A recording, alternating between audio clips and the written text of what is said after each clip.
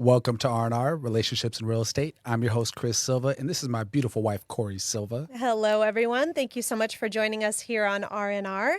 Chris and I are the owners of Silva Realty, Silva Lending, and Silva Property Management, and we've been in the real estate and mortgage industry since the early 2000s. We're super excited to have you all here with us today. Thank you so much for always showing your support.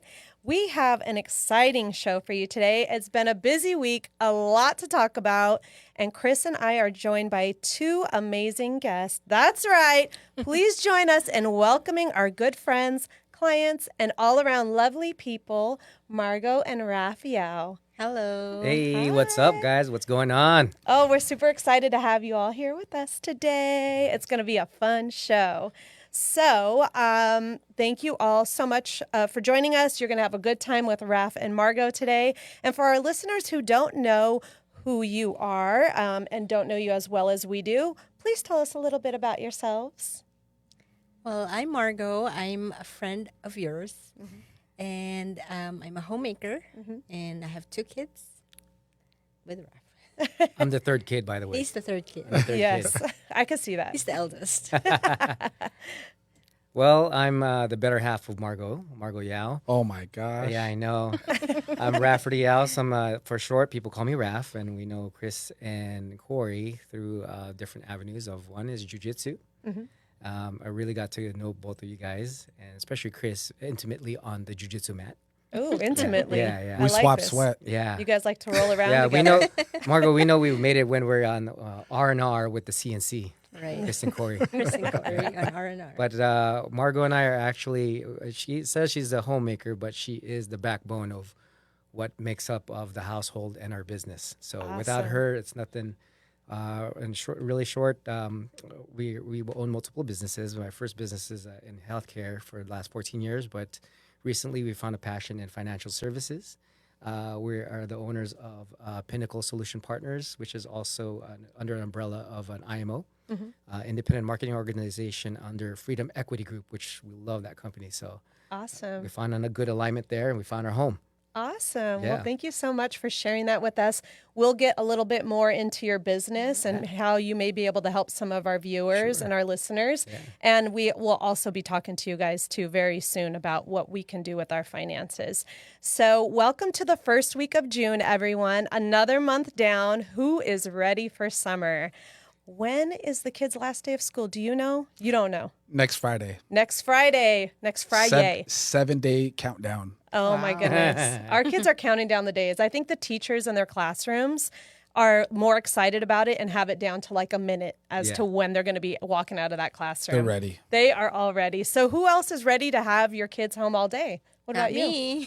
I need a break. No, You need a break? no, we're always on the go. Yes. Yes. We never get a break. No. No. As parents. That's you, right. You never stop, even when the kids are older. I know. I think that's when we probably end up worrying even more. Because then Right. they're going to be driving, and then you have to be worried about where they are and once they make it back home, and they're Slow going to down. be eating so much more. Slow down. We're not even going to I think about know that we right have to now. slow down, but I'm here with the car dude, so like I have to like keep up. So speaking of kids, you two have 2 boys, a 6-year-old and a 12-year-old. How do you balance video game time? It's hard, especially you want them to do other activities. Well, most like right now, they're in so much activities that there's only a lot of time for other things. Like Right. for their video games, they try to sneak in that time. So Right. I try to give them like as much time as they can, but also focus on the other important stuff. So you said they have a lot of activities. What exactly do they do? Both boys are in jiu-jitsu and basketball. So it's an alternative on the days. Oh my goodness. So you're running and going every single day. Yes. Is And it do they ever get a break? Is there a day in the week that they I have think off? on Wednesdays, because that's a short day for school, Mm-hmm. and I have like 2 hours, like just to do anything that I can for myself. But not really. Maybe on a Friday, it's a slow day, but not really. Yeah, there's no breaks. There's No breaks, because by the time you get home, you have to think of what you're gonna have to prepare for dinner, and then prepare for the next day. Yes, it's nonstop. But you do Yes. such an amazing job Thank you at so it. much. She does an amazing job. Yes. I don't even know how the stuff will work without her. You know? Yeah. We Raph and I have talked several times about how lucky we are to have married the women that we married, and how there's no way we can be able to do what we do in business without having our wives be, like you said earlier, the backbone of both the household and the business. Right. So we're lucky guys. Well, thank you for the compliment. We Right, appreciate thank that. you. Right. So Chris, we were points. talking about video games and how they can balance all the video games with their two sons. And Santino just asked for Minecraft. And when he asked me, I just thought like, oh, what is Minecraft? I just hear that word and I don't know, like sirens go off like, uh-oh, he's getting into the video game realm. Now what? And I guess it's notorious for kids being on it several hours. Do your Right. kids play it? Yeah, they do. You just got to monitor it. With Minecraft, it's kind of cool because you get to be creative and you get to build things. You just have to monitor it, make it a reward for them. Yes. What annoys me is, and Margot, is they watch Minecraft on YouTube, somebody else playing it, and they start imitating. The way that person I'm is. like, it drives me nuts. Drives me nuts. Like I don't understand like that our kids' generation, why they can't just play a game, why they have to watch somebody else play a game and that's enjoyable to them. It's like a cheat code, though. So we, Yeah, back you're when right. we were young, in That's the a long 80s, time ago. we used to have to get like magazines, a Right. video game magazine, to learn the cheat codes on a game, Right. so you could figure out like in Zelda, like where to find the special bush or whatever. I Right. don't know.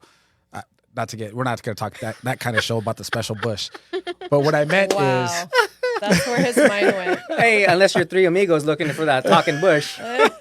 Three amigos. Now we're really dating ourselves, right? Yes. But nowadays, that's what YouTube is, right? It's the kids can go on there and find out all the tricks, right? Right. And see what they're doing. And Santino started early too, because during the lockdown, he got into Pokemon Go, and he wanted to watch somebody on YouTube play Pokemon Go so he could learn whatever you're going Right. to learn, right? And we don't know anything about Pokemon Go at the time. So we were like, all right. But then you start hearing the way they talk, because we have to have it loud enough that we can hear it. Yeah. And you hear a couple curse words and we're like, done. Yeah. It's done, yeah. So we cut it off a long time ago. But yeah, thank you for letting me know, because we're going to have to monitor it when he gets to Minecraft. The other thing I'm a little skeptical about is there's an option where you can play with other players, That's a good or point. you could just play with your friends that you know. Right. And that's where I want to draw the line. Like you can only play with your friends from school, Right. not like open to the internet. And that's what kind of scares me, is them having access to something like that. Margot and I will always listen, and when we start hearing either Dylan or before AJ, he would talk, I'm like, who are you talking to? Once in a while, AJ's playing by himself, and he's just talking to himself, and he's mimicking the YouTuber, like how they do that. Okay. But once in a while, I'm like, and you'll hear Dylan. Now he knows how to use the voice text. Yes. Instead of texting, he uses voice text, and he'll say certain information. I'm like, who are you talking to? Don't give up our house information or how many brothers you have or whatever, Right. this and that. And that's where you got to monitor it. Yes. We but do. there is an option to There is. to there not is. do it at all, But at right? the same time, it's inevitable, Cori. Yeah. They're going to go to friend's house. They're going to be playing this. We don't have game consoles, but they're going to get exposed to game consoles, right? So we do hear the cuss words and everything, and I'll talk to AJ, and I go, hey, you know what those words are, right? And he goes, yeah. He goes, but you know not to use them.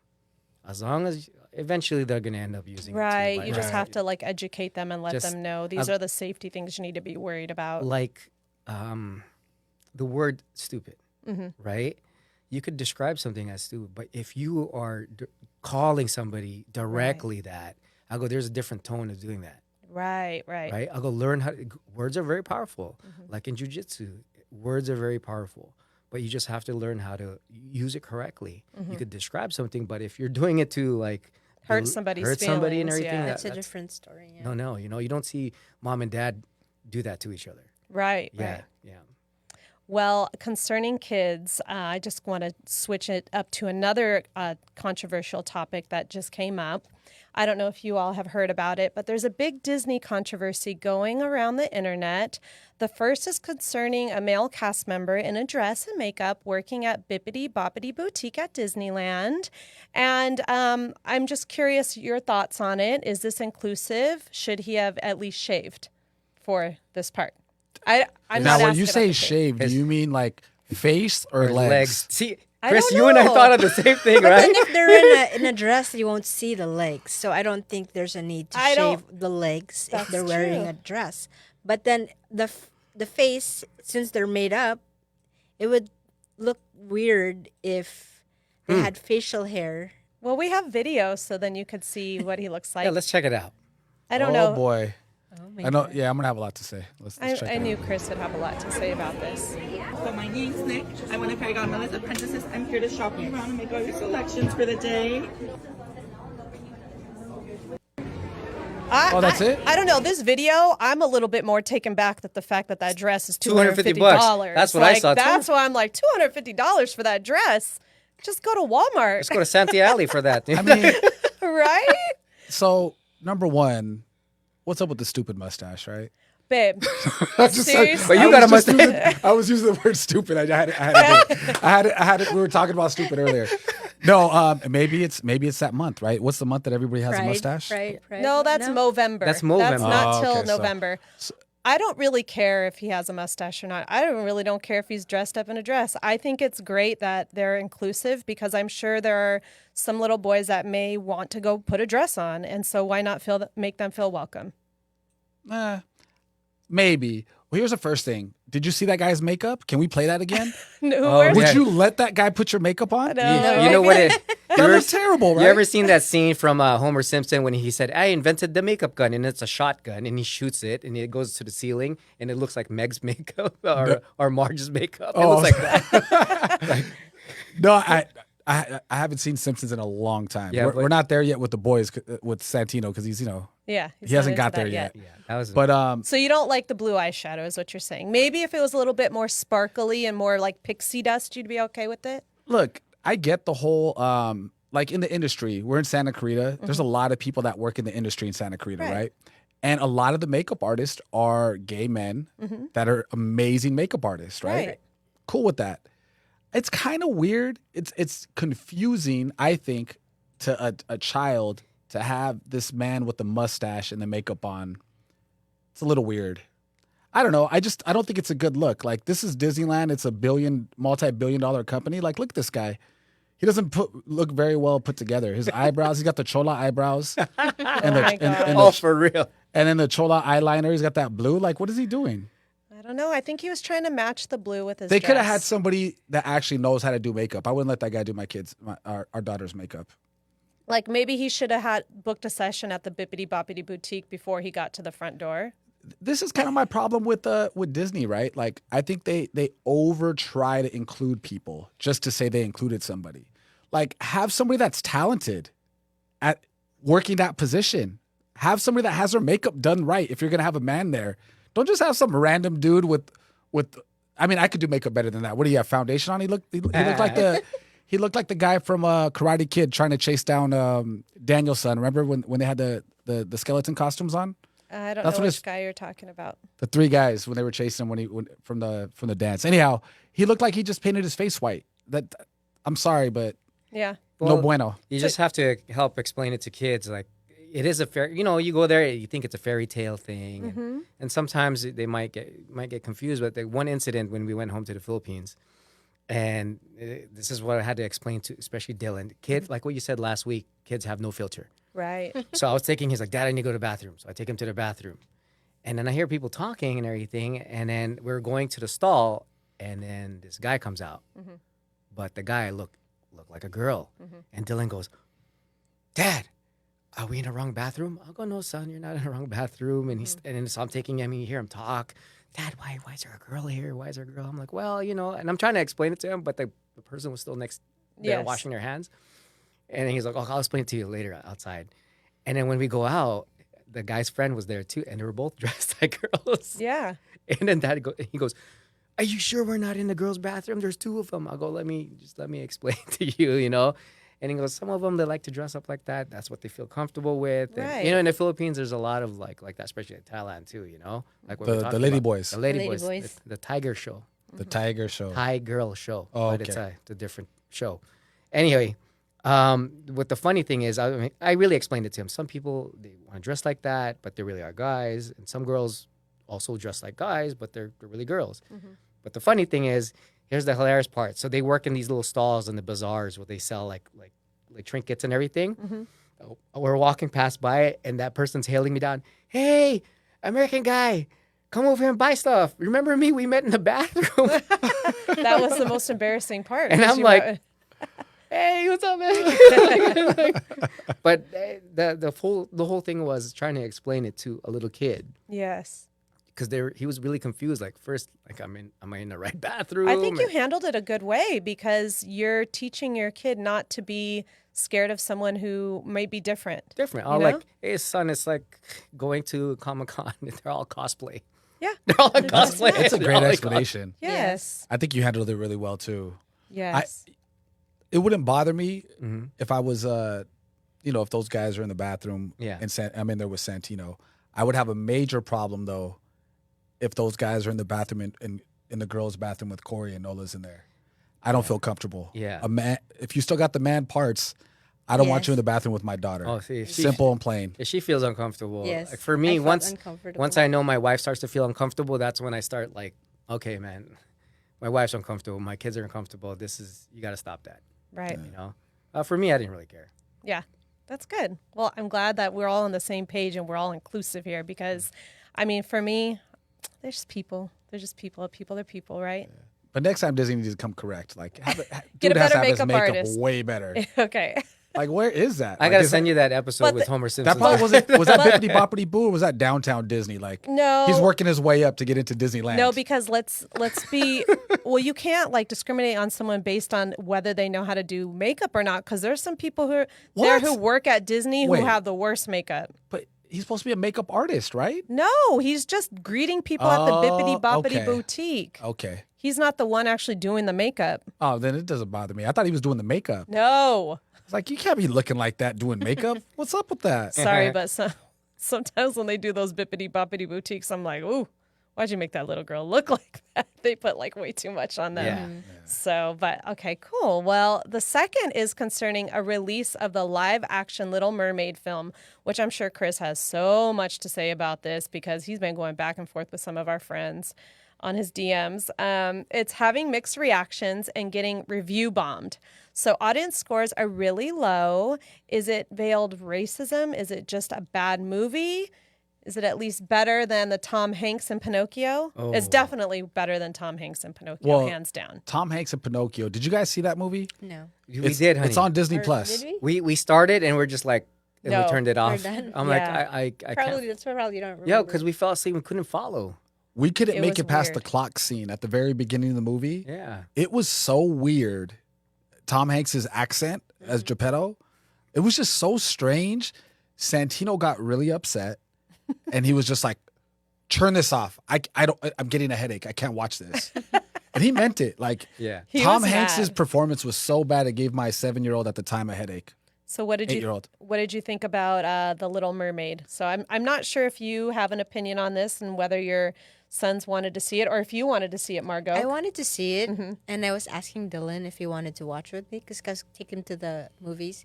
He said if it's cartoons, he's gonna go watch it with me, but if it's live, he doesn't want to see it. Yeah, I think that's like the general consensus for the younger ones. For the boys. Well, no, even Nola, when we were watching it, she really wanted to see it, but it did not hold her interest. Yeah. She started asking me, "Is it over yet? Can we leave yet?" I'm like, Oh, "Girl." wow. I didn't know that. Because Yes. we sat, it was me, Santino, Nola, then Cori, right? So I didn't talk to Nola the whole time. But I was telling her, like, yes, we're staying and watching it because this came out when I was a kid, and I want to see their rendition of it. But what do you think? How well, was the there's a movie? bunch of controversial topics, right? Right. So I'm going to bring this to light to you guys. And the first major one being is that Ariel's African American, Right. right? There was a lot of like hate that they had an African When they American. first announced it, When they yeah, first and announced even it. now, like that it's come out. Right. So does that deter you guys from wanting to watch the movie? Not really. No, Yeah. why would it? Not Well, really. of course not. Yeah. It didn't deter anybody, I think, from wanting to watch the movie. Well, except that, Except for the people that had an issue with the it. people that had an issue with it. Which All right, usually so- people have issues with something like that. They got something going on internally. Right. They got Those issues are the with people that got themselves. issues with everything. Yes, yes. But look, so it's on all sides, right? Because you would think it's like super racist white people that didn't want to see it, right? Like hate groups, like, whatever. But on the flip side of that coin, because one of our friends is African American, and we were talking, she said, "Hey, how did you like it?" And I was like, "From what I saw, it was better than okay." But we had a record 4 bathroom trips. I had to take the kids to the bathroom 4 times. Well, 3 times, and Cori took them once. So I missed, parts of the movie. Yeah. But some of the stuff I liked about the movie is the island where Prince Eric is. It's like the Bahamas. Wow. And there's a lot of culture. There's a lot of good, like, Bohemian type music, right? Caribbean type music. Yeah. Right? But there's like no white people except Eric, and he's their prince. He's in charge of all these brown people, right? So I thought that was a little strange. But the queen, his mother, adopted him, and she's African American, right? So I was talking to our friend about this. One more thing is Ariel's dad is like a Spaniard, right? And all her sisters, because they're all in different parts of the sea, they got an Asian one, they got African American, another one. Okay. They got white. They have like every race to be inclusive. That's the United Colors of Benetton right Like there. a blended family. The blend of, it's like the United Nations, right? And she was like, "Well, I liked it because it was inclusive of every race, right? Well, multiple races. Right. Which I like that too. It just made me think, like, on the flip side of that coin, King Triton was just an international player. Like, he Oh had my gosh. every other city he went, right? He had Different women, area codes. different area codes. He had different type of women everywhere he went. He had a baby with somebody. Yeah, he's a player with a passport. Yeah. Like Tupac, Yeah, he's like, It's like Miss Universe. he's like, have a baby by me, baby, be a millionaire. See, I told you he'd sing today. Only because you guys are here. You got out the singing voice. So we started talking about that, right? She was like, I didn't see it from that perspective. And then she sent me like a link to the Breakfast Club, which is like a hip hop podcast. Right. And they were upset about Ariel being in love with a white dude. So this is the black community that doesn't like it either, right?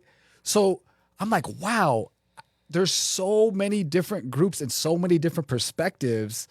It just goes over my head. There's too much to think about. But I think what the issue is, I'm sorry, I didn't mean to cut you off, Raff. all right. Someone's always going to complain about something. yeah. People are always complaining about something. Can they just enjoy the magic of The Little Mermaid and Right. Ariel being different and all the cultures that were represented there? I mean, it is a movie based on a cartoon. You know what? If you don't want to see it, Don't watch it. don't watch it. Yes. You don't want to look at that show, don't subscribe to it or whatever. Yeah, exactly. But, some people, they just want to complain about things. But the flip side about it is you have everybody talking about it. Yes. So it gets eyeballs or you get ears.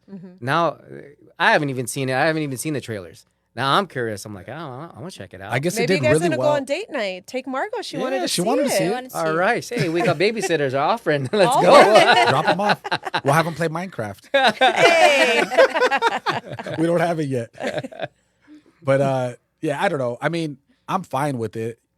We were just having the discussion. A friend of ours were having the discussion, Yeah. and she was just, we were sending stuff back and forth, and I was like, okay.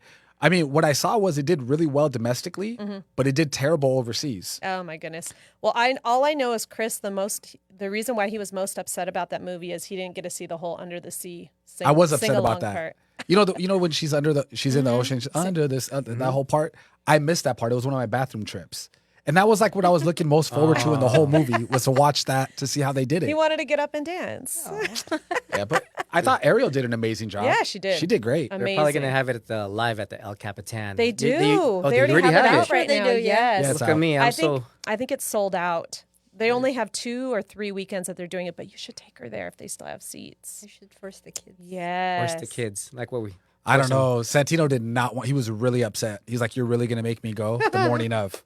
He didn't want to watch it. I mean, Yes. the boys aren't Yeah, they as don't interested. care much about No. girl movies. Not really.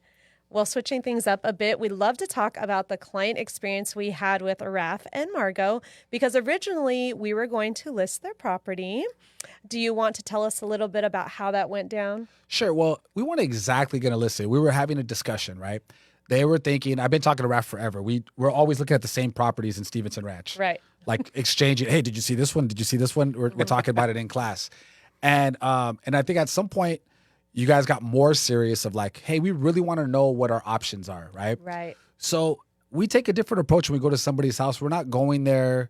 It's on the flip side, it's called a listing appointment, right? Mm-hmm. But we don't go there like, oh, I'm gonna get this listing or they're gonna sell their house. It's more educational, like, hey, here's what your options. If you sell your house, here's the money you're gonna have left over. Here's what you're gonna be able to buy. Here's what your payment. Since we do loans, we could even help them with the payment breakdown, right? Yes. So we have all of the information, and to me, that's what I want to know when I'm trying to make a big, huge purchase in my life, right? And I told them, or you could just remodel your house. Mm-hmm. And I go, it's kind of like, you've ever seen that show, Love It or List It? Mm-hmm. You know, because putting the money into a kitchen, flooring, bathrooms, you're going to get that money back out of your house. Like Right. These are things that really increase value in your home.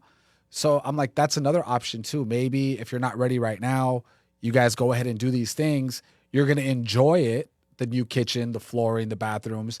And if when you're ready to sell it, you've added value to your house. Yes. Do you guys want to tell us a little bit about your perspective when Chris came over? Did he seem like a shark and trying to smell blood Man, in the full water? on used car salesman. No, I was kidding. Margaux, do you want to go at it first, or because I don't want to just vomit all over the microphone? It helped a lot that we knew the people that we were dealing with. Like, because sometimes when you're trying to look for a house and you don't know personally the people that you're dealing with, you feel like that they're coming off like they just want to sell your house to like get very pushy. Yeah, they're very pushy, and you don't want that. You want to be comfortable, and you don't want to be forced into something you don't want to do. And that's what we felt with Chris, that he was really there to help us and to guide us and to make the right decision, because buying a house is a big investment, and if you're not ready, and if someone just pushes you to buy a house, you might regret it in the end. Yes. So with that, like, he showed us different properties, but then at that time it didn't fit our budget, so we went a different direction. So you decided to upgrade your home then? Is what it Yes. sounds like. Well, For those of you who follow Raff on social media, he's been We're posting first- a lot about it. first and foremost, we appreciate the time that you guys took. Very, like, when Chris left, the first initial walk through the house and meeting the client, and I was like, I was even taking notes of how you guys approach clients. I was putting it into my like little notes of like, oh, this is a nugget that I can use for my business. I like that approach, because same thing with jiu-jitsu. You and I, we have to align with the people that we're working with. Right. Your partner, you have to align with them. Especially, I have to align with my wife, right? Right? Happy wife, happy life. That's right. Seriously. Or else we won't get fed, Chris. Right? She said it last week. I'm not gonna cook for you if you're gonna do that. But when Chris walked us through, and then he also you guys guided us. I know you were behind the scenes. He was the front man. He basically, Margaux and I would see homes, and we were emotional, like, yeah, let's do it. We're go for it, because you get all these emotions stirred up, and the professional that you guys are, you kind of held our hands and say, hey, slow your roll down. Is this okay? What do you think? And, we could do it. Are you sure you want to do it? Like multiple times. And even when we went to the Philippines, we were still texting, like, should we do this? We started the process. So now we're transitioning into like, you know what, Margaux, this is what's going to cost us in doing it. And we really had to sit down, and what you told us, sit down with your wife and talk about it. It's like, now I'm on the other side of what the role. Like, this is what I would say to our clients. Yes. But like coming in this way, I'm like, man, the emotions are really stirred up. Right. So that being said, we just decided to, like, you know what? We started ready for paint, ready for prep and everything. And then we pivoted to just do the full on remodel. Yeah. And how do you like your remodel? I love the kitchen. There's more space. That's awesome. Yeah. And that's usually what we want, right? Because Yes. you love to cook. Yes. So you're spend a lot of time in your kitchen. That's where I spend most of my days. Yes. the So do kitchen. you make breakfast, lunch, and dinner? During the weekends, I make breakfast. But then during the week, since it's so hectic, I just make like a quick breakfast of a croissant or whatever. Just pop it in the toaster. But then, like, during weekends, I spend a lot of time like Prepping for the prepping week. for the food. That's awesome. You got to keep her happy in the kitchen. You got to do it, and that's the heart of the home. So, Yes. so I gotta add this in because this couple feels me on this, and I've been trying to bring this to California for years now, What? and into our home, What? the Murphy bed. Oh yeah. Okay, so when you got to Murphy make bed. well, because when you got to make that extra room, Yes. right, or you have a lot of guests that stay over, and you don't necessarily have the extra bedroom, you have the office. That Murphy bed. I keep telling everybody about this Murphy bed. Don't you guys? You guys have a Murphy bed, don't you? Yeah. Can you tell me how great that is, or how you like it? I mean, it's a workspace environment, and I want it to be always clean. I get distracted. I have full blown ADHD, so if I see something like that, I get distracted. So that bed just goes up, and it's perfect because when my mother-in-law comes over, you know what? We just put the bed down. It has a lot of room, and if no one needs to use it, you just push it back up. And there's a lot of options there. Obviously, don't go for the not to bag on Wayfair or anything. I see them, I'm like, oh, that might be cheap. Margot goes, don't do it. You're all about the discount. And then like you go in that bed and you're gonna fall off or something like that. You get what you pay for. You get what Yes. you pay for. And it's the same thing that you guys have guided us. I'm like, hey, let's use their philosophy and do the same thing. But that Murphy bed, man, it comes in a clutch. It's great. clutch. And it's comfortable. It's really comfortable. Sometimes I'll sneak in there and just Take a sleep. little snooze. Yeah. So are you done with the remodel, or are there more projects in store? Because Raff told me once he started doing certain things and he was like, oh, maybe I need to do the floor too. The kitchen is not quite done. I mean, there's still a little bit of stuff that we still need to work on, like the exhaust and some other light fixtures in the kitchen, the under cabinet lighting. But then at least the kitchen is fully functional. I can cook, and I still have my my other alternative for exhaust system. Which is what is it? Raff with a towel. It's a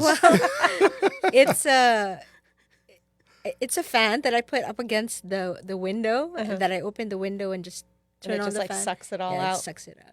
Is it just on back order? Because I know like a lot of No, supplies are on back order. It's not that. Yeah, that was on back order. It was back. It was back ordered. But come to find out, a lot of people when they would remodel their kitchens, I was asking my neighbors, my sister. It's always the exhaust fan that they have a trouble with. It's either on back order or it's just a difficult of just fitting it in or relocating the exhaust hole. Okay. Yeah, ours. All the things that you don't think about, like the small little minute things are the Yes. things that take the longest to fix. Right. And what Margot was saying about the under cabinet lighting, because we wanted specific lighting, not just to throw it up there. For people who don't know, we deleted all outlets on the backsplash. Oh, okay. So it goes all the way up into the cabinet. So above the cabinet, it's going to be right underneath. So all the outlets are going to be right behind where the lights are. It's just going to be hanging. So everything's flush. Oh, I don't how want to cool. see anything on the counter. I just want it clean. Margot doesn't really care. I just want to cook. That's all Yeah. I want to do. With me, I'm like, I want this. I want that. I'm very picky about things. But that's minor things. As long as I told the guys, I'm like, get my wife's kitchen up and running. Yes. Smart man. Otherwise, you ain't going to eat. No, because there was one time when the kitchen was being remodeled, we had to make a makeshift kitchen in the living room. So everything was set up there. And then I had the air fryer set up outside because there was one time I was air frying bacon inside the house and it started to alarm. Oh, So no. this time when I learned about that, because there's no exhaust, I set up the air fryer in front of the front door. So all of the dogs around the neighborhood, they were walking around. They would stop by the house because it smelled like bacon. And dogs and husbands. I know, they're they're all like- walking down. Following their Following nose. their Yeah, nose. 'cause they're like, hey, that's bacon. Yes. So let me play out this scenario for you guys. You guys have a big client, right? coming to your house. You're one of your clients, and you're having them over for dinner. And Margaux, I know you're a chef. You're a foodie. What dish are you making that I'll that make person? them short ribs. I marinate it like the last time I made short ribs, I marinated it for like 3 days. 3 days. Yes. Oh my gosh, Oh, Chris boy. is over there salivating. Yeah. And I'll make them steak rice. Steak rice. Ooh. It's steak that I marinate for about 2 days. But then the last time I made it was like I stuck it in the freezer, already marinated for a week, so everything, all the flavoring is there. Oh, She nice. takes her time with making food. Because I believe like if you marinate it for a long time, everything's gonna just Tastes so much taste better. so much better. Yes. I'll make them sounds veggies, garlic bok choy.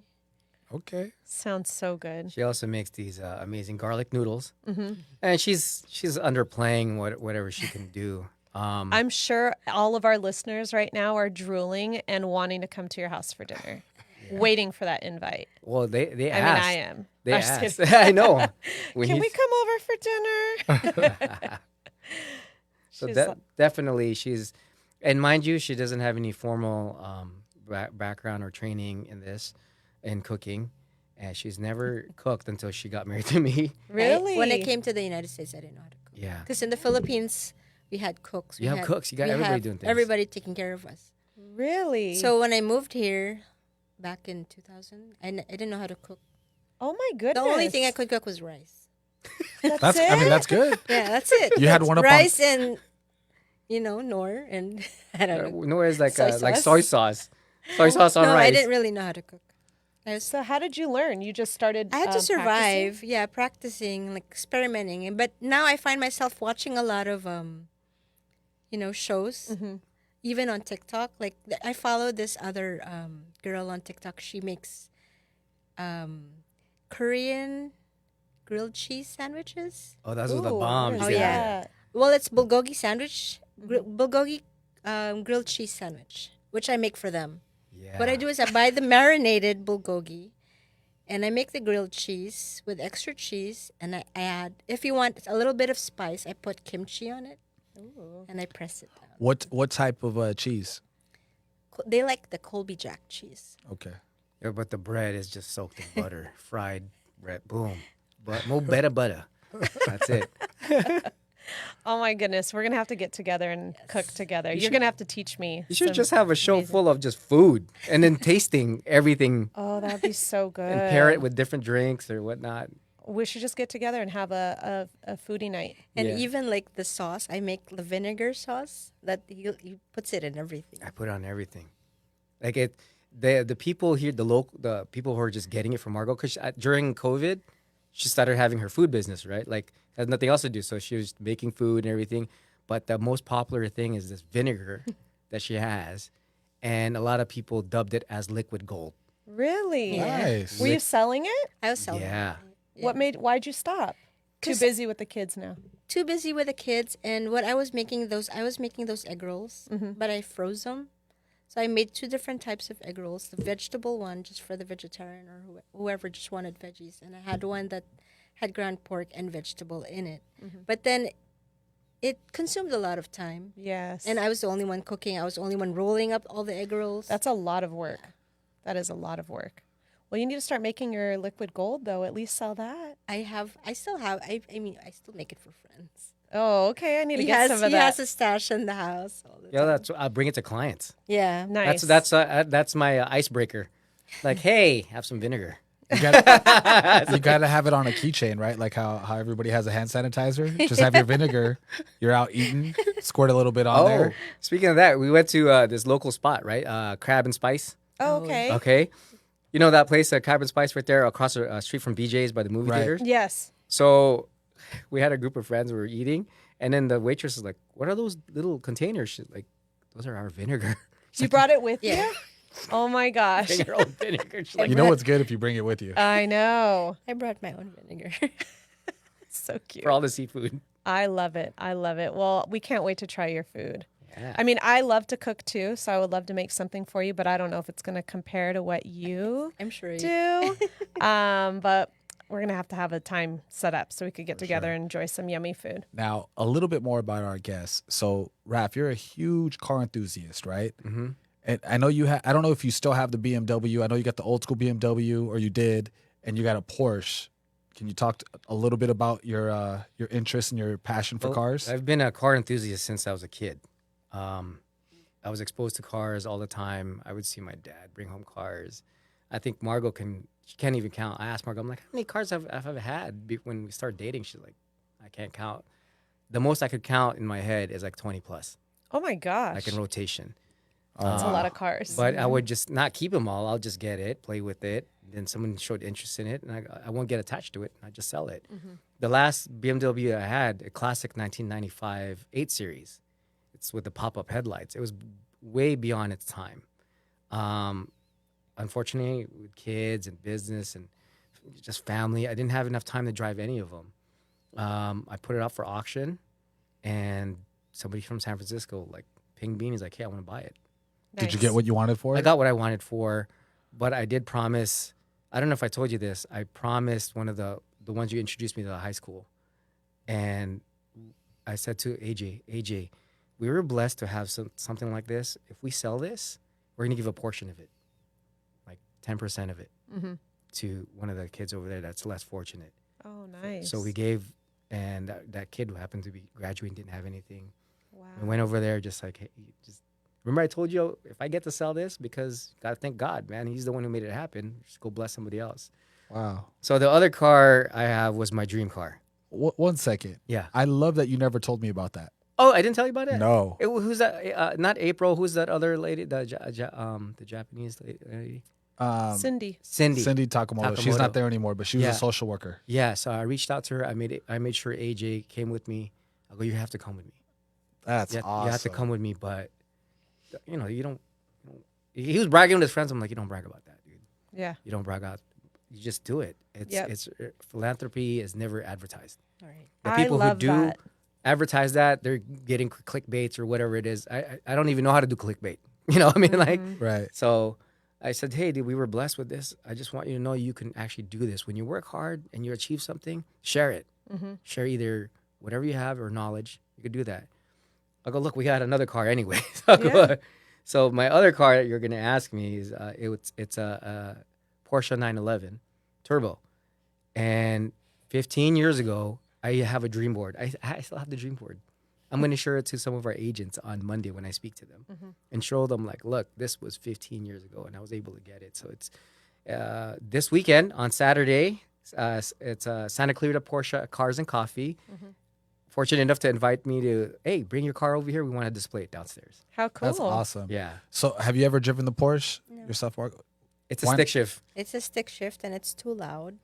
It's too loud. It's too loud. I learned how to drive on a stick shift. My first car was a Civic hatchback. It was a 90 Civic hatchback. And it was a Nice. stick shift, no AC, Oh. no it was roll down Roll down windows. Wow. Oh my gosh. That's how I picked you up, remember? What do you I was mean? like, do you drive stick? And what'd you say? No, but I can learn. You You guys remember that? That's Boys in the Hood, right? Yes. So I haven't driven this car since November. A good friend of mine, his name is Edgar. He owns a shop in Glendale, Need for Speed. We left it in his showroom. The reason why I picked it up now is because we were remodeling the house. I didn't want it inside the house. That makes sense. So when I brought it home like the other day, I'm driving it. I texted Margaux. I'm like, this car's loud. It's stiff. And she goes, you know when you're getting too old when you're complaining about your own I was car. just going to say, you're old. Like, Complaining well, about your dream car. Your ears are hurting from driving your Well, dream because car? I've gotten so used to just driving the Tesla. It's like no brainer. I don't have to think. I don't want to think these days. I already have too many things to think about. I just get in and go, which unfortunately I forget to lock her car or I leave it on because you're used to the Tesla now. yeah. You So- leave it on? Yeah, Yes. he leaves. Because my in a car. Tesla, you just walk away. I used to do that to the Prius all the time. One thing that I always think about is what am I going to have for lunch?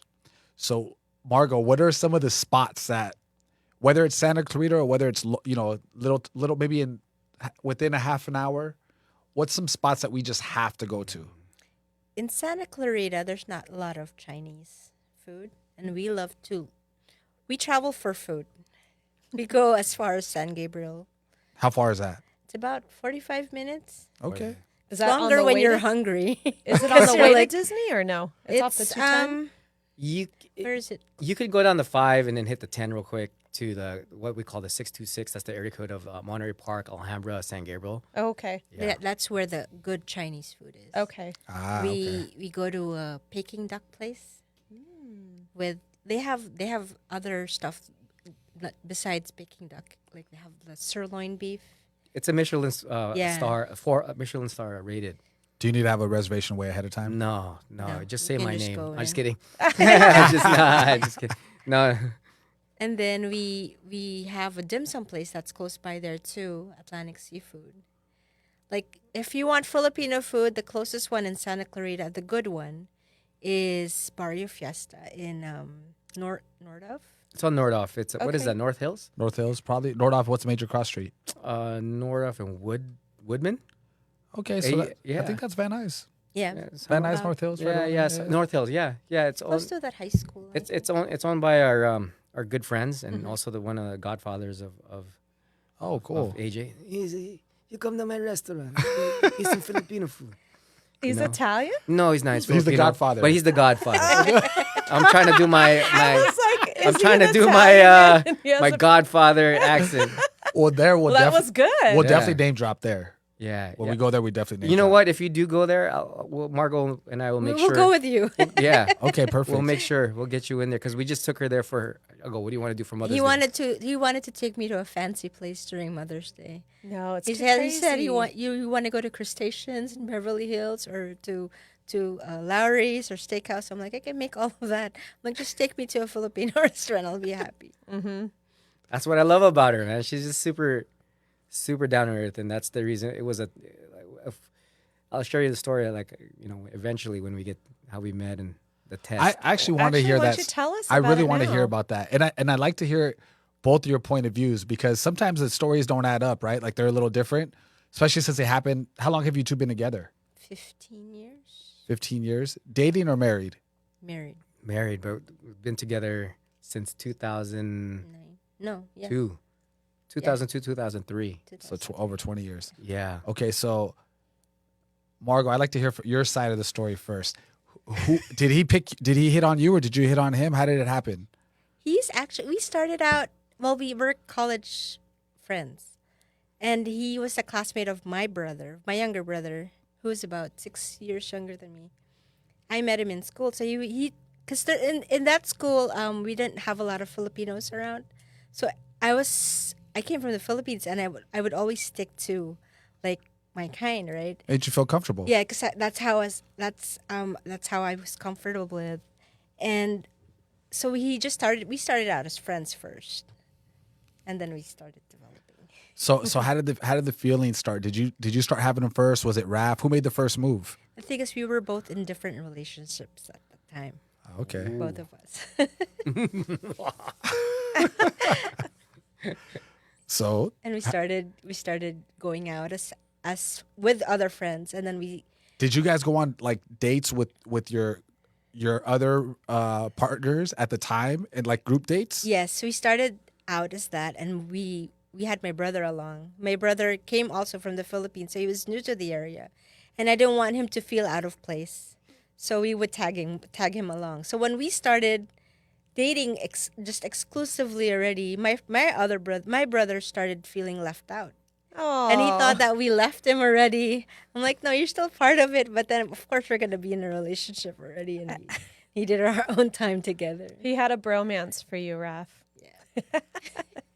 That was my ticket in. So you Not guys, just kidding. you guys had the whole 90210 thing going, right? Like the Brandon and Dylan and, Yeah. and the girls. You had your little clique going on. Nice. So we went to Woodbury University over here in Burbank. It's a small university.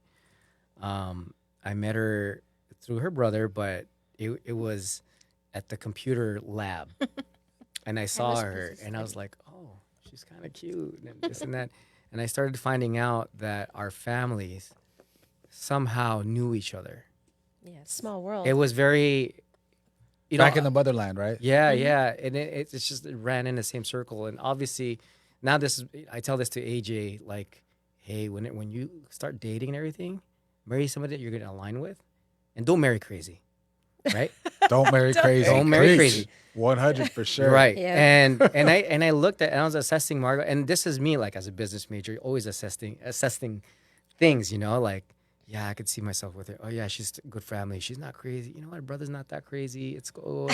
I'm like, this is happening because the girl that I was dating before, she was crazy.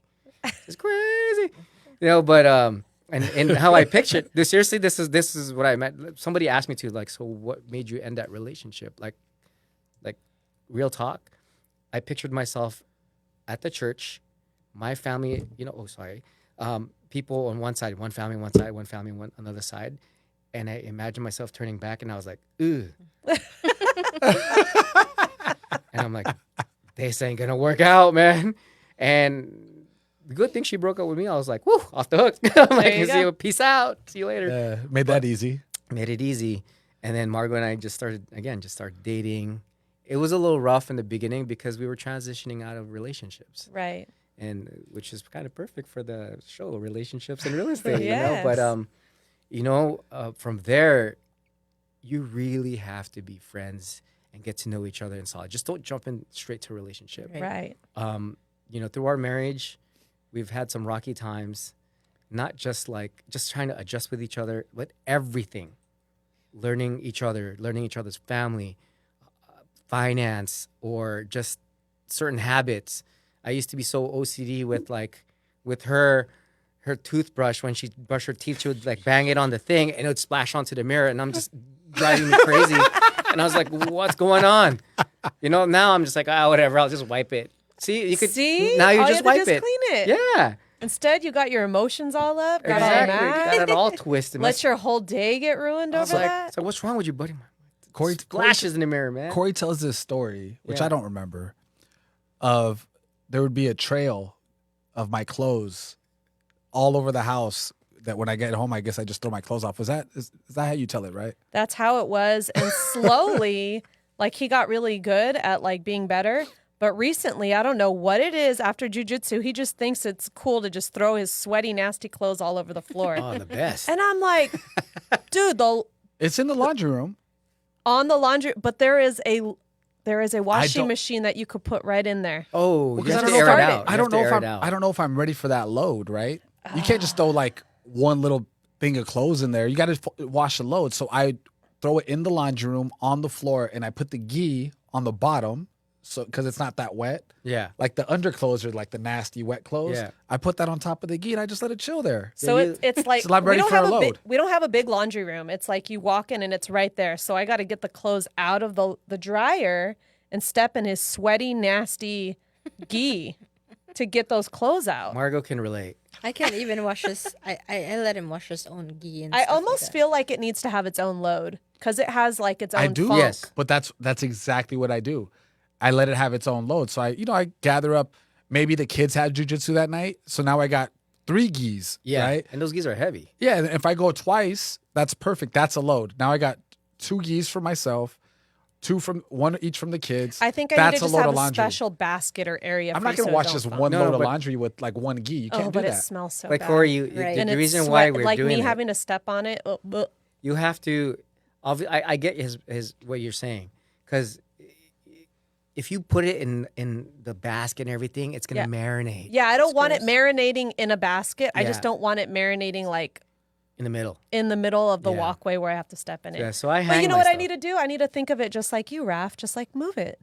Yeah. I Just just need to just move it. move it into the trash. Just in the bank. Bye. Just kidding. Well, you guys, we have some guests that have joined us. I'm sure there's a lot on here today. So did Please I. drop us a comment. Soul is here with us today. Hey, Hi, what's up? Soul. She said, hi, guys. So wave to her. And she said, Ew. ew, on your gi, your sweaty, nasty gi. Boo. Oh But my Soul's gee. got 3 kids that practice jujitsu, so she probably just has her load done. Like they get home, throw it right in there, and That's then a load. washes it. That's a load. Done. So how do you feel about this guy over here and all his ailments from jujitsu? When he comes home and he tells you about these ailments, like what's going through your mind if he says? Because I know recently you hurt your head, right? So you got kicked in that. You got kneed in the I head. got a need in the head. So like, what kind of conversations? He comes home and he tells you what, Margaux? So he says he was complaining about his head hurting, and here comes Thursday. The alarm sets at like 5:30. I'm like, oh my gosh, this guy's serious. He's gonna go to jujitsu. 5:30 in the morning. 5:30 in the morning, mind you. Kids are still sleeping. I'm like, wow. And he said he hurt his head. But then in everything, like he always he's very, very stubborn. Raph's very stubborn. Even if he feels like his body's hurting or he's in so much pain, he'll still go to jujitsu. He says he needs to move his body or whatever. But then I always tell him, like, suffering is a choice. And he just laughs at me. I'm like, you never learn your lesson. You have all of these surgeries already. Well, not because of jiu-jitsu, but because of sports. Mm-hmm. So he says his head hurts, but he still goes to jiu-jitsu. And then he comes back home. He says, I have a bad headache. I'm like, well, it is your choice to go to jiu-jitsu and not. Yes. I'm getting a CAT scan hopefully by this week. So. Oh my gosh, it must have been really bad. Well, Raph sounds just like Chris. He has these injuries and he's like, oh, my back hurts and this hurts, but I'm going to go to jiu-jitsu. I don't know what it is. I don't know what it is. But this is what he said. I don't know what it is. When I'm on the mats, I have no pain. It's true. All my pains that I have at home are gone. I'm like, that's because you're just trying to live when you're in jujitsu. Exactly. And you're forgetting about all your ailments. So last night he comes home after going to jujitsu because he's trying to get more into it. And he's going 4 times a week now. 4 times a week? Last week was my first time going 4 times. And this week he's trying to do 4. I will. I'm going tomorrow morning. And so he comes home and he's like, I messed up my knee. Oh my gosh, what did you do to your knee? Oh, it wasn't nothing. It was just this.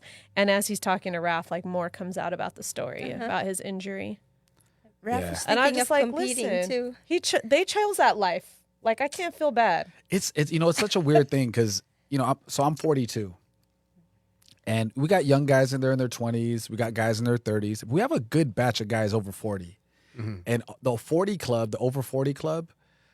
I've talked to a couple guys, and we don't understand why we go to jiu-jitsu, but we do. We just keep going back. It's like a midlife crisis thing. It's I not think a you like midlife want to crisis. be like young, but like your bodies are old. You know, spring So you chicken. don't get broken down. I don't think it's a midlife crisis. I think it's I think our kids went for 2 years, and you're hearing Professor every time. You should try it. Come on, it's fun. Yeah, but You're gonna love it. what happened to Professor's foot the other day? He was just wiggling it around and messed up his foot. He wasn't rolling, so that's just being old. Too many birthdays. He says. Yeah, that's my point. Y'all are old. Me going though, it's a different bond with the kids, being able to talk to them about jujitsu. Yes. And actually know what they're doing, right? And then one thing I'd like to announce, which is huge in our household, because Santino, when he first started jiu-jitsu, he was like 3.5 years old. And like the first month he did a tournament, right? And then I don't know if you remember, but after that tournament, Professor Lecca said, we're going to keep the kids out of these tournaments because she didn't feel they were safe at the time. Like some stuff was going on, right? Yeah. But now the kids started doing the tournaments again. And Cori's dad, so Santino's grandpa, asked me, hey, do the kids have any tournaments or anything coming up? Because he wants to go see them, right? And so I asked Santino. He's like, no.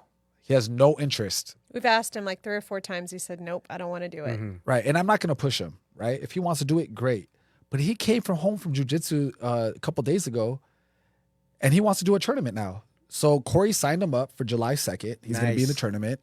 And last night was his first competition class. Yes. So I missed it. That's another reason why going to jiu-jitsu, being able to see him in the class, being able to talk to him about certain things that he's doing, and actually, I can actually speak on it. You know what I mean? Like, I know, I understand what's happening. I love that. So that bond is why I'm in love with jiu-jitsu. I mean, there's more to it than that. I'm sure you. If love our it kids- too. It's not just for the kids. If our kids never did it, I would have never done it. Yeah, to be honest, that's how I got into jiu-jitsu. Yeah. It was AJ. Yeah. And in the same time, it's like you're trying to preach to the kids that you have to be disciplined, you got to be consistent, you got to stick to something or aim for a goal and everything.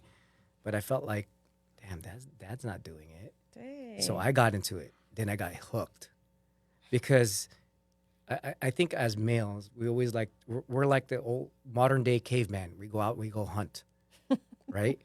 And it's just our nature to just do that. And you're looking for something. You're looking. It's just the primal instinct that you want to do, and also as males, you want to solve things. You want to be a provider. And when I went to jiu-jitsu, my first experience of jiu-jitsu, I went with my friend, and he's like, "Okay, you're gonna go roll here," and I thought I was gonna roll with him. He put me against a 115-pound girl. I was like, "Okay," and the girl just flattened me out. I couldn't get underneath, and I'm just like, "What the heck is happening?" He humbled you. She humbled him. She humbled me. Yeah. And it's a puzzle, and you're trying to solve it because your brain is trying to comprehend solving this problem. Right. Fast forward to now to Checkmate Valencia, I got reintroduced to it now because AJ's there. I didn't stick to it the first time because I didn't have any kids. Now I'm going there with my kid, and I'm trying to solve this. So I go back to the gym. I'm trying to work out. I go again. Boom! I get smashed. you know, and now I'm just trying to solve things. It also helps me off the mat. If I can endure this pressure, sometimes pain. Yeah. A in lot life, of times. right? A lot of pain. Because it's the same thing. Our professor always tells us you gotta learn how to be comfortable being uncomfortable. Yes. And it's the same thing I tell AJ. He's getting smashed by a bigger kid. I'm like, you gotta figure it out, kid, because the world is gonna smash you once you get out. Right. You gotta go out there. And with our businesses, it's hard being an entrepreneur, being a family man, being a husband, being a dad these days. Oh, speaking of dad. You were mentioning a guy that said, hey, the coolest thing to being a successful person is when your kids call you dad. That's from Paul Orfelia. He's the previous owner of Kinko's. Okay. Yeah, he's the billionaire. Yeah. So I relate to that. I want to be that. And we're always striving to be better people. And I think that's what jiu-jitsu brings to me. And jiu-jitsu could mean different things for other people. Yes. But I got to relate with Raff on this because, like, with the knee hurting today, right? I couldn't do what I usually do. I couldn't be on top. I couldn't put pressure on it. So now I got 200-pound guys putting all their pressure on me, right? So I imagine somebody just trying to make you not breathe because that's what jiu-jitsu is.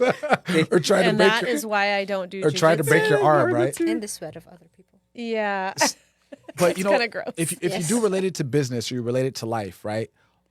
That position that you're in at that time where you want to panic and you just want to give up, it's temporary.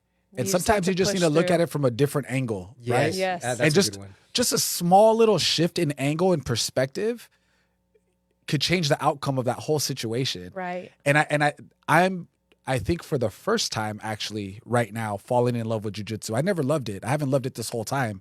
It's just been the kids are going, I want to go. But recently, in the last few weeks, I'm starting to really enjoy going. Like, I can't wait to go. He's enjoying it because he was telling me if he just goes 2 times a week, then he feels like he's just getting beat up. But if he's more consistent and goes multiple times in the week, he feels like he's getting somewhere. So it's just like practicing in your I'm getting business. better. Like you're doing the same thing over and over and you're becoming an expert. So, well, this past weekend was a 3-day Memorial Day weekend. So we're super thankful for all of those who have sacrificed their life for our country. We paid homage to them over this past weekend.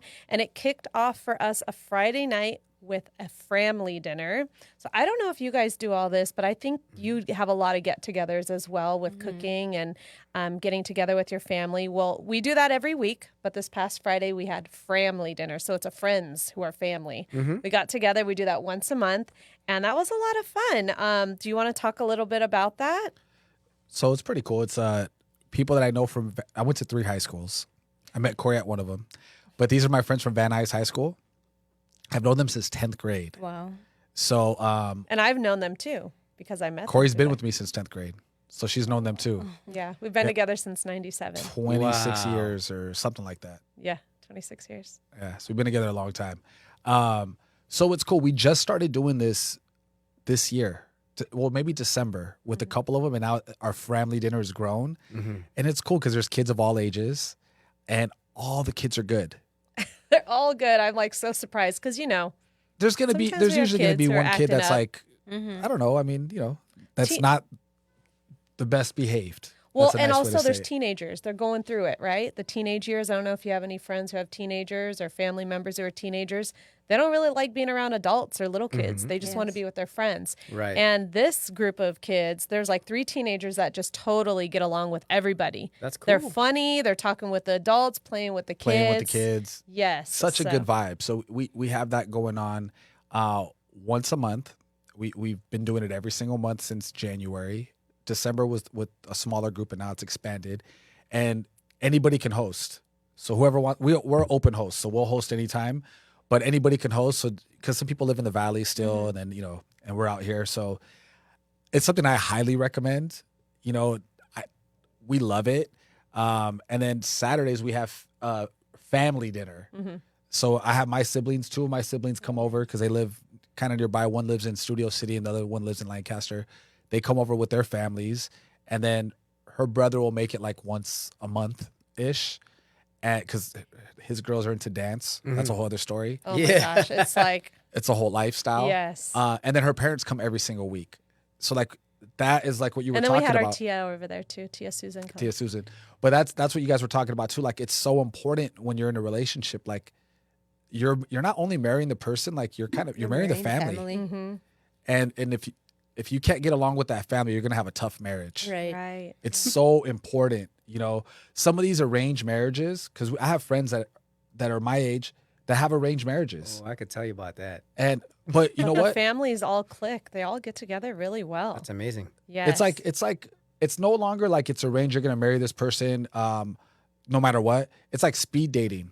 All right, first date, you're gonna figure out if you're gonna marry this person or not, right? I got a story about that, dude. Well, tell me about it. Oh, right now? Yeah, Okay. give me the quick version on it. Before Margaux, I was studying in Beijing, and then after that, I went back with my mom and my aunt and uncle, because my uncle has a factory there, like a medicine factory or something. So we go there, and every single night, I'm like, we're having dinner at different places, and I have a girl sitting next to me, and I'm like, oh, pleased to meet you. And then my uncle just keeps laughing. He's like, you don't know what's happening. I'm like, no, what's going on? How old were you at this They're time? trying to arrange In you. 20 plus, 20, Young 20s. mid 20s. And he's like, dude, your mom and your aunts are trying to set you up. I'm like, what? And you know what it looked like? It felt like coming to America when he was getting arranged with all that stuff. I mean, we went to this one place, man. Everybody had their talent. Like this girl had this big dough, and she can slice it and it'll go into the pot like a noodle. And then the other one can pour tea from very far. I'm like, hey, this is cool. But it was one of those. But Bark like a dog, a big dog. and hop on one foot. But really short was my family. They are Chinese. They migrated to the Philippines, but it was like that because back then they were still. Margaux was asking him like, oh, so Margaux is kind of like one of the first Filipinas into our family. Oh, okay. Yeah. You broke That's the a big barrier. deal. Yes. That's a big deal because if you look at my family, like a lot of them are Chinese, like so, and they always wanted to marry that. And I just told my mom one time, like, you don't want that to happen because you don't want your son miserable. Let me marry who I'm going to marry, and you can have whatever wedding you want to put on for us, like the show, right? Right. That's what it was. I was being toured in China, like coming to America, but America went to China. That's what happened. That's crazy. But I'm glad I came back Found your home here. soulmate. No, but your sister did like a background check. Oh yeah, my sister, Mad Dog, Margaux, background check everything, yeah. cross reference, all that stuff. Wow. Oh my goodness. Yeah. That's insane. So when I started dating Cori, mind you, we were kids. Yeah. Right. And the way I look now, I've looked like this since we were together. Bald head, goatee, even at 16. Yeah, except I wore a lot bigger clothes back then. Right. You look like a cholo. Some people might think so. More like a tagger. Yeah, more like a tagger. But anyhow, so going to her parents' house for dinner, her dad would just keep poking at me. The whole just making fun of me, Mexican jokes at the dinner table, trying to get a rise out of me, you know? Wow.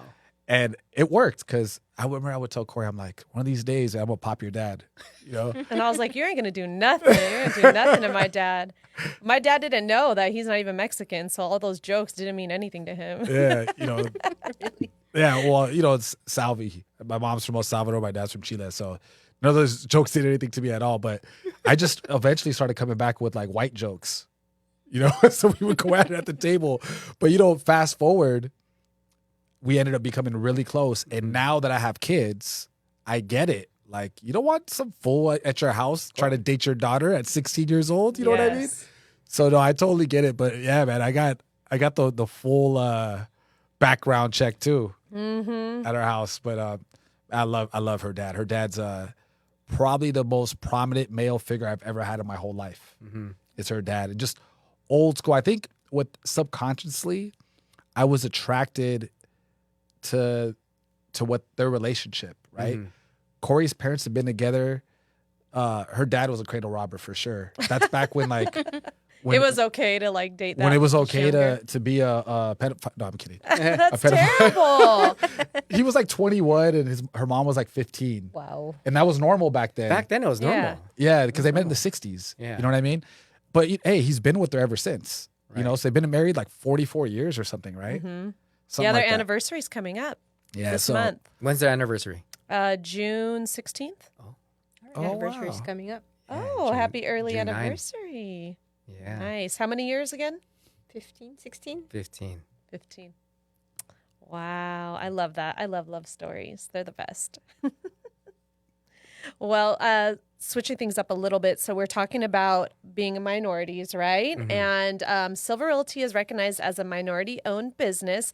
And we know you are also a member of the Filipino Alliance Group. Do you want to tell us a little bit about that and your businesses? Yeah, sure. Speaking in Santa Clarita, obviously, I was also a member of the PhilAm, Santa Clarita PhilAm Associations Group. And then come to find out, like, Filipinos are one of the biggest minorities here. Wow. Yeah. Like, I could totally see that. well, if you think about it, a lot of people just come here to just live and then go to work down in the valley to LA. You won't see too many of the Filipinos around here out and about unless you go to church or there's a food event. And then you see the Filipinos are all out full force, right? So being part of it's great because you want to show people out there that you're represented. You're representing this culture, and I could represent multiple minorities, right? My background is Chinese Filipino, but I'm also raised here in the United States. There's a new show in Disney called ABC, right? American Born Chinese. That was really what we were called back. We just started watching it. We just started watching. So It's a we're only really on good show. we're only episode 1 in. Yeah. I was telling AJ, I'm like, this is what I was called. I was called ABC. Back then, but now it's just normal. I'll go, AJ, ABC means pretty much always be closing. That's what your dad's trying to do. That's what we're trying to do in business, always trying to close. But it's good that we're representing. And one of our businesses for the last 14 years, I'm a co-owner of a home health agency. And obviously we help the community as well with that too. Our during COVID, Margaux was also owner of her business, right, representing the Filipinos with her delicacies of food and cooking. But she was also part of with another partners of ours in local in Santa Clarita, is Sabardi Solutions, which is a disinfectant company. We're providing PPEs to like skilled nursing and all that because it had awesome. and also UV lights for like skilled nursing, hospitals, whatnot. Our passion right now is to make sure our families are represented well, also with their finances. Right, we're in a financial services business. I was brought into that business early 2000, but I was young. I had no clue what I was doing. Now that we have a family, I started venturing out to like how do we protect our families financially for the future, how to protect our assets. So that's what we do. We do asset protection, asset preservation, and generational wealth. And by doing that, Margaux and I, because we started doing early retirement for the kids and their college fund. That's awesome. how we really became. But we want to, especially with Filipino families, a lot of them are not as educated. If you think about Filipinos, what they call OFWs, overseas foreign workers, that's the term. And I told people, I'll go, if you see a Filipino there working really hard, his or her sole purpose is, if they're coming from another country, is to solely just work, make that money, and send it home to their family. To take care of their family. That's it. but that's all they know. They didn't know there's other ways to make money, to preserve money, to pass it on. And it's really passionate. I mean, you could hear it from my Yes. voice, For sure. right? Because my mother was, and Margot's mother always drilled us into, again, it goes back to the mothers, Right. the backbone, right? They're drilling it to us like, hey, you don't want to depend on anybody else. You don't want to be, unfortunately, some people have to have GoFundMe and everything, but why wait till that point? Right. And representing our culture, because we're obviously, right? Joe Coy, he goes, oh, if I do a joke, if I pass out here, I'm good because there's a lot of nurses here, right? That's what they're saying. Because most of the Filipinos are in the healthcare. Sure. And to be honest, I have no healthcare background. I just do the business of healthcare. But now I want to also help them in their financial health, right?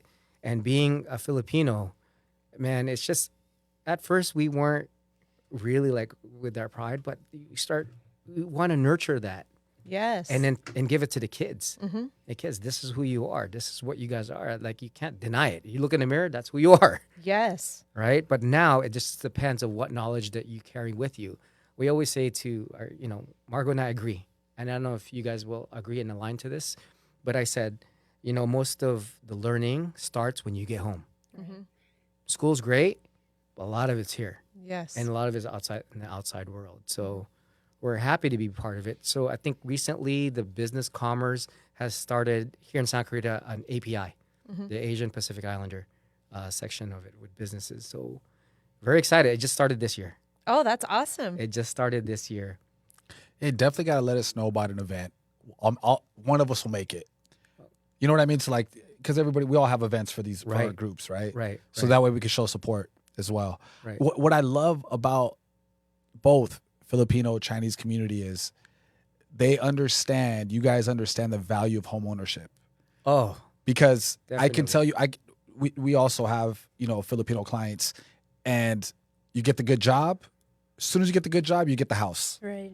That's it. Boom. That's the steps.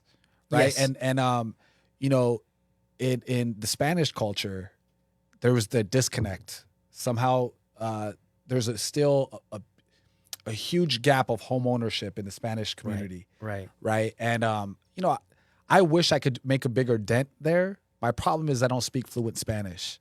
And if you try to work with a Spanish family that Spanish is their first language and you don't speak Spanish, they don't trust you. Oh, yeah, definitely. Yeah. It's a real thing. Yeah. So I do my best there. We'll see what happens there, but definitely I think that specific community needs a little help becoming more, into home ownership, because definitely make the best renters, lifelong renters without buying property. But we're starting to see more and more the younger generation. I'm seeing it now. Yeah. The 30-year-olds in the Latino community, they've learned, I think, from their parents' mistakes, and they're starting to buy houses left and right. So it's cool. It's the first step. I tell everybody, you're not even in the game yet until you own a house. Like, you'll never know what wealth is ever Right. until you own a house. Like, that's how people build their wealth, is through real estate. Right. And go ahead. No, go ahead. I don't want to Oh, interrupt. no. And we always had this conversation. And that's why I always wanted to hook up and network with both of you guys, because we go in hand. We love, although Chris mentioned that I'm always looking at real estate, I am no way in the business of real estate. I just like it. I always show Margaux, hey, check out this kitchen. Hey, look at this. We need to do this. Hey, look at that. I always talk to my friends about that too.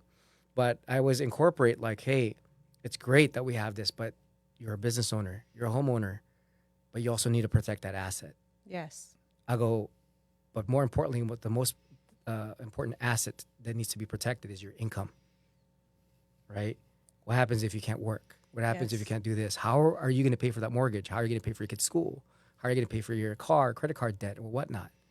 So we almost got put into that position, and that was a wake-up call.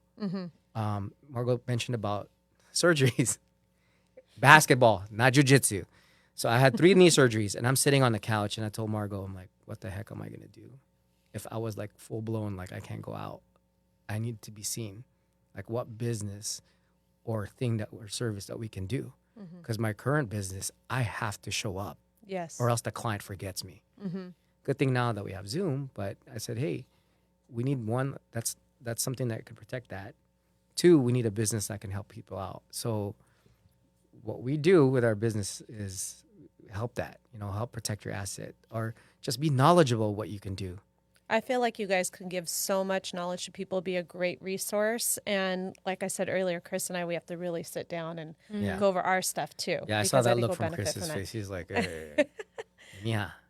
Well, Sol made a No. comment and she said, let me know, I'm here to help. And I think she's saying that about speaking Spanish. Yeah. So you know what? I will have to So talk to Sol. You're going to have to talk to Sol because that girl, she's fluent. Hey, so I'm going to reach out to you too because our housekeeper, I keep telling her. What? Our Help you learn how to speak Spanish? Well, that she knows we're also doing our business, and she asked Margaux, hey, what do you guys do? Because I see your husband like working away there, and we were trying to sit down with her family, but she doesn't speak that much English. Oh, okay. So we'll have to get you in contact with Yeah. Sol. So, well, speaking of real estate and you being a lover of real estate, you also own a penthouse in Makati, and that's in the National Capital Region of the Philippines. Do you want to tell us a little bit about that? We have video of your penthouse. You do. we do. Yeah. Oh, you said it. Do you, She's like, you do? What'd you do? Break into the place? Mar, do you want to speak about it? Because I've been speaking, or Yeah, you go ahead, Margaux. Well, Tell us we about it. acquired a property in the Philippines. My whole family, well, not my whole family, but my mom and my 2 brothers are in the Philippines. I come from a big family, and a lot of them are scattered all around the world. But most of the time we're in the Philippines when we do travel, because that's where family is. But we've had this unit for a couple of years now. But every time we went home, it's we would stay in my mom's house.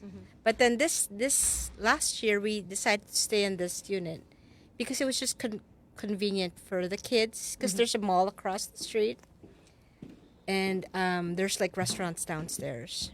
Oh, how cool. It's So- beautiful. Yeah, and it's in the heart of the city, so everything was just there. Like the groceries and all the other shops are there, so it's just perfect. So when you go there, it's home. How long Yeah. do you normally stay when you go? I stay usually for a month because it's a Nice. long travel time. But of course, I'm more comfortable in my mom's house because since I grew up there, and it's the first year that I stayed there for the longest since we got the unit.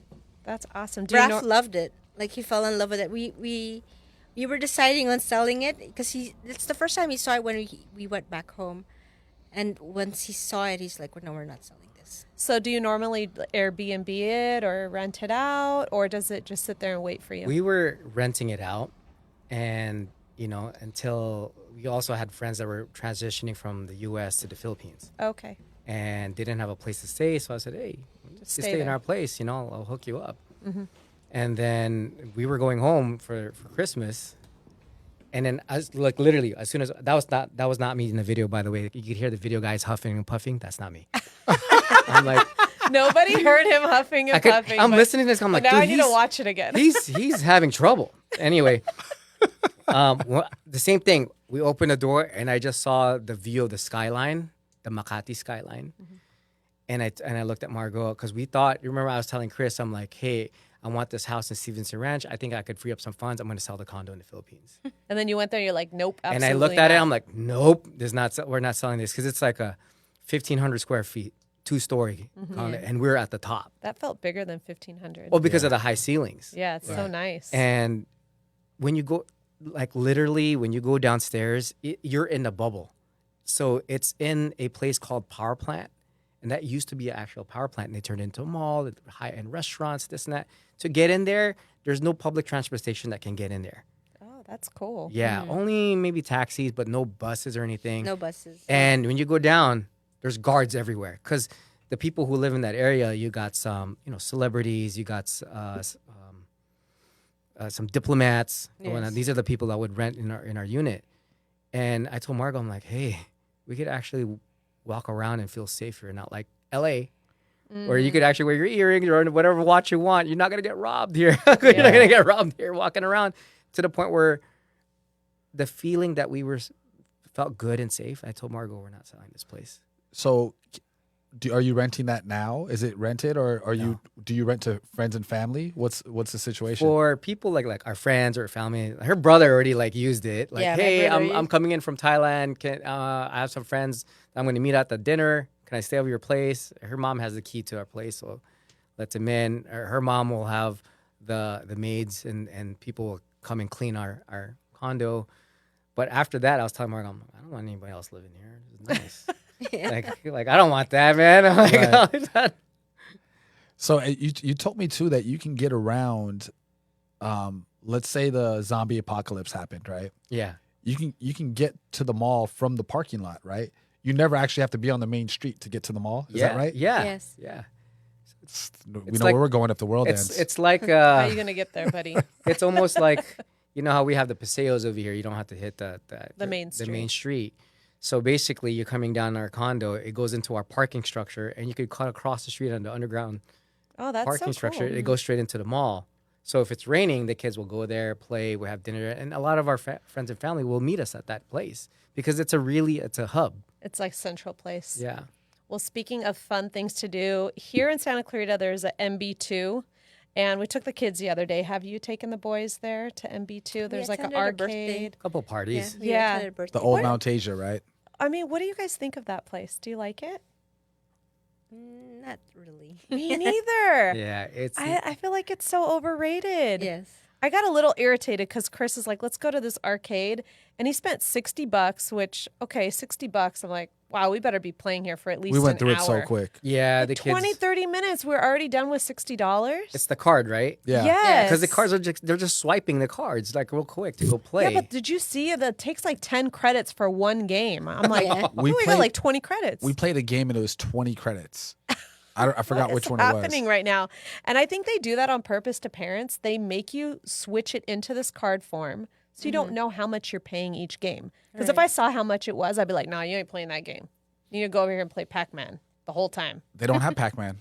I know, but I just feel like if you're going to go to an arcade, there are so many options for kids to do gaming at home now. Like, Right. it should be at a discounted price to go to the arcade. Agree. No, but Why they is know it so 'cause expensive? you're captive. You're a captive person in that area. You want to make I'm already here, and it's not really even the real carding like that they have at Silmar. It's Oh, different. yeah. It's the older, beat up. Yeah, we didn't make it outside. We didn't even get to the carts. just went to the We arcade. just did the arcade. But That So was- is the rest of the place okay? Is the mini golf and the You guys the went carts to the- okay? My concern was obviously now they're serving alcohol and all that stuff. I'm like, I don't want a bunch of drunk drivers on the track. Oh, they I'm serve like, alcohol there too? yeah. Oh, that's not very Yeah, that was on the kid-friendly. left side as soon as we got in. But at night, it's popping at night Really? because there's a little outside area. People are having fun there. I'm thinking, the first thing I thought, I was like, man, people are gonna crash here if they have. So it's like a Dave and Buster's. It's like a Dave and Buster's. You know what? You know what I was thinking? I was like, we can't bring our kids back here when we were playing the video games. They are programming our kids to like gambling It is. because every game is about winning tickets. And they're like wanting to win tickets. They want to get coins. And like, they don't even care about playing any games. They just want to play, gambling games. And I was like, yeah, no more. And then the tickets. You get all these tickets to get some rinky-dink little like squishy toy that Some you pay janky ass toy. like 5 cents for at Walmart. I'm like, dude, they I could spent just go 60 buy bucks you on. these. They spent $60 on 5-cent toys. That's You how s- it is in Chuck E. Cheese. Yeah, that's true. Like I was just like, this is gambling. That's exactly what it is. We're setting our kids up for gambling. They gotta have old school like arcades. Like I wanted to go to arcade like what I remember when I was a kid. I didn't care Play about games. tickets. Nobody cares about tickets. Yeah. You got to take Playing them Street to Fighter and Pasadena. They have this like vintage arcade place. I'm gonna have to take them So, there. We're gonna have to no. we should make a day Well, of we it. have to go there. We're gonna have all these fun dates planned with the Yaos. And another thing that they set up is that claw machine, the infamous claw machine. Oh my Don't get started on the gosh. claw machine. The claw machine. I'm like, they're wasting their, and I see all these kids lined up. And then To the give their money claw, up. the claw gets it. Yeah. Oh and my then gosh. it drops it, right? It gets to the top and shakes it, and it falls. Nola would have won the little stuffy at least 6 times. She loses her mind because she thinks she has it. It's already up and it's going, and then it goes right back every down. single time. It's a scam. We saw this one kid at that last bowling party, right? He flipped out. Yeah. His dad's like, calm down. The kid was like full blown anxiety. He's like, I'll go, oh my gosh, this is gonna be the future addict. I'm like, oh my god. I'm like, you gotta. And then AJ goes, can I play this? I'm like, no. No, absolutely not. Well, we also this past weekend had a good food experience at a Thai food restaurant, which Chris wasn't too happy about. I liked it. We had a split experience. Chris was just on one that day. We went to Jasmine's Thai and Oh, barbecue. no. You don't like it? No. I didn't mean go to do there. that out. Like, I'm on camera too, Said, so oh it's like, no. No, don't go there. And it's in that plaza, right? Yeah. Only thing you go there for is the boba and that Japanese restaurant. cozy tea and Mr. Sushi. So I Okay. had I thought was 2 meals that you can't mess up, which was just vegetable fried rice because that's what the kids will eat, right? yeah. And then I got pad thai, which I'm not a big chicken pad thai guy. I like to have like beef, right? Yeah. But I got chicken so Cori can have it. Didn't like it at all. And then egg rolls still weren't good. What I didn't like anything that we had on the plate. What did you order? What did I order? Curry, coconut, something. Some Panang? type of. Is it Panang? Yes, I got that. I thought it was good. It was all right. And then I got a papaya salad, which he didn't like. Nothing. I didn't like anything on that plate. Anything that I had, I tried it all. He was so mad. So we have to find a good Thai spot. There's one right here. Where is it? What street is What are you it? talking about? Mom Can Cook. Mom can cook. Oh, we've had Mom Can Cook. That That's place better is than really that's good. that's the only Thai place you should go to. Well, Yeah. there's Palm's restaurant, Siam Rice 2. that one, yeah. Yes. 2, not 1. I think Two. he owns one number. Well, he owns number 1 too. But That's But the don't one go on to- Bouquet. Is that the Don't one on go to- Bouquet? that's the one on. There's one on Bouquet. There's one on right there on Soledad. Yeah. Don't So go there, to that's the one. Jasmine. Mom Can Cooks on this side where the post office is. Siam Rice 2 is on the where the Arby's is. Have Yes, you guys been to? That's been there forever. Have you guys been to Wangku on Soledad and I think it's Chinese food. Wang Hu? Not kidding. I think that's what it is. I think it's Wanghu, something like that. Oh, okay. It's on Soledad and Sand Canyon. It's a little shopping center I've there. never heard of it. It's decent. I've eaten there. Anytime I'm on that side of town, I go in there and grab some food. Man, there used to be a good Chinese restaurant where Masa Ramen used to be, or 11 by the Tilly's over here at Valencia. She was good Chinese food, man, but she was like the soup Nazi from Seinfeld. Oh, mean. But the food was good. Food was good, but like, So you had to go in there just to I get just it. go in there. I just look down. I was just intimidated. I'm like, Don't look her in the eye. yeah. That's how it was at Caruso's. Remember? They were kind of like rude, but the food was so good. And So if you're gonna go into a Japanese like ramen, the masa is good. Yeah. The owners are Japanese. Yeah. And the umaichi. Umaichi's on Soledad. Yes, Soledad. No, on Bouquet. Okay. Bouquet by the Goodwill. But yeah, the Masa Ramen is next to that where the old Chinese restaurant is. Now it's called Love and Donuts, but Masa's right here. It's across from Tilly's. And that one server's mean too. That server's mean, yeah. She's mean, but like, oh, no lunch special right now. You have to eat all right here. I'll go, I can't take it and go. No, you have to eat it all right here. Why? Because that's how special the special was, because it's that inexpensive. Because if you're done, people would have been just eating it and taking it off. But the problem is there's only like 4 tables in there. Yeah. she didn't figure it out, huh? Not very business savvy. Hey man, you went in there. I went in there with my head down. I'm like, you're gonna make me pick up food there? That mean girl's there. She's like, you do jujitsu. I'm like, yeah, but Oh my God. Can I tell you I hate picking up food? With the passion. I don't Chris ever want to always do gets it. it wrong. Don't ever send him to pick up food. well, No, I no, let see- Margaux order. That's Hold on. why. Always gonna be missing Did something. you hear what happened? So, do I make the food? No. Do I order the food? No. My job is to pick up the food. I give Right? him the order so he can make sure it's all in there. You just all have to check in there. They see got if like it's there. 8 boxes, right? There's like 8 boxes. She wants me to open every single box. What'd you No, guys I don't order? want you to open every single box. I want you to be like, did this come in it? Is I this do. here? Of course I do. And then Or never or fails. Or It he'll forget never- the piña. it Like if he gets never Mexican ever food. fails. Was it wrong? The one that you ordered last time we ate? No. Over at North Hollywood? No. Oh, see, you're good. But it never ever fails that she's the one who makes the order. Everybody's meals there, except there's always something wrong with hers. Always. Every always. single time. Every now and then it's the kids too. And I'm like, and nobody appreciates that I just drove around halfway across town to pick them No, up we food. always tell you we appreciate you going, but it's wrong. you have one job to do. Did you hear the but in there? Yeah. What do But. they say when you say but? Everything they said before that doesn't mean anything. So that's why I refuse to pick up food. I'm like, you guys pick up food. I'm good. That's why I make food. Do you guys I know Uber what's Eats? gonna. Huh? Do you guys Uber Eats? No. It's kind of weird. That's too expensive too.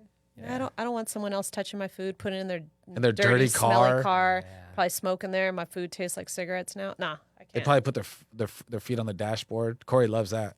Oh, So gross. yeah, we always see that. Oh my gosh. Well, switching things up to real estate, we're going to get some real estate in here right toward the end of our show because I know Margot's got some places to be. But Chris had a big open house for Arminta in North Hollywood over the weekend, right? And we have a video for the listing we're going to play right now. Do you want to talk a little bit about this listing? Sure. So we did come out on a holiday weekend. Yes. Which is not always advised, but the house was ready. So this is a 3-bedroom, 1-bathroom house with, if you could see here, it has a detached condo, and it also has room for another potential ADU. So that's what everybody's doing in the Valley. Everybody is doing the detached garage, changing that into additional dwelling unit. And if you have enough room, they even make a JADU, like a junior dwelling unit. So they're making this one unit into 3, right? And then living in 1 and renting out 2. So that's who's going to buy this place. All the neighbors have this going on. Who's that guy? This family's owned the property since 1962. Yes. Wow. The same guy lives there right now. I'm going to be there tonight It looks showing the good. property at 5. He takes such good care of it. They've raised 3 generations through this house. He has great grandkids now. Yes. It's like, for me, that makes my heart warm. And I personally know his granddaughter. So I've been to that house when I was a kid. So this is a special home for their family. It's hard, when families are selling a home. So it's difficult, it's a challenging and emotional time because their family was raised there. But he's starting a new chapter. So great opportunity there. This home, it's got a lot of love in it, and they could add a lot to it as well. I'm excited for it. I'm driving out there today. So our seller is on an oxygen tank. So he can't easily leave the house. He has to really be there for the showings. So I'm going out there to make sure that I'm supervising the showing, because you never want an agent talking to your client, because they're going to be getting all kinds of All good the information out of details. you. Yeah. And you're losing money. Every word that you say, you're losing money. Right. Because you're giving them ammo, right, to use on their offer. So I never like to have my clients there when we're showing their house, or I have to be there. So I'm taking all the questions. Right. They're not taking any questions. So I'll be there tonight at 5 to show that one. Well, you too. We know that you have places to be, you have businesses to run, and kids to pick up, and lots of things to do. We wanted to say thank you so much, Margaux and Raff, for joining us here on R&R today. It's been such a pleasure spending the morning with you and getting to know you a little bit more. Thank you for having us. Absolutely. Thank you for having us. We want you to come back again if that's Sure. okay. Give you a little bit of a break because I know it's a lot and you guys have a lot of things going on. So thank you so much for coming here on the show with us. And that is going to be our show for today. Did you want to say anything before we go? To all the guests that you had joined, because I know you had some friends Thank come you. on. Thank you to our guests. First and foremost, thank you to Chris and Cori for having us on and just getting to know us. And thank you to I don't know who's logging on, but I know I sent it to a lot of our friends, our families that are, and the other agents of Freedom Equity Group and all of our partners and senior partners. So we're excited to come back, and this was fun. I know we could have gone more. Absolutely. And yeah, definitely. Well, you can always catch up with us and the show. If for your friends who didn't get to catch us here live, they could always watch the show back, right, on all of our streaming platforms. And you could always catch up with our show here. So that is going to be our show for today. Thank you for hanging out with us here on R&R Relationships and Real Estate. Be sure to catch us here weekly on Facebook Live. I know we've been moving around a little bit. Every Wednesday at noon, and listen anytime you want. You can always download full episodes on Spotify, YouTube, Apple Podcasts, and Amazon Music. We are your hosts, Cori and Chris Silva, and we're signing off now with Margaux and Raff Yao. We'll catch you next week. Bye.